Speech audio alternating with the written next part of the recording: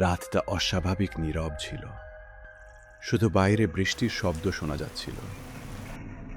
হঠাৎ ঘড়ির দিকে তাকিয়ে দেখি রাত ঠিক ৩টা।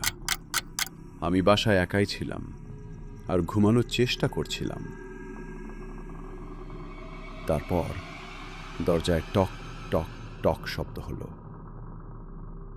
আমার ঘুম ভেঙে গেল।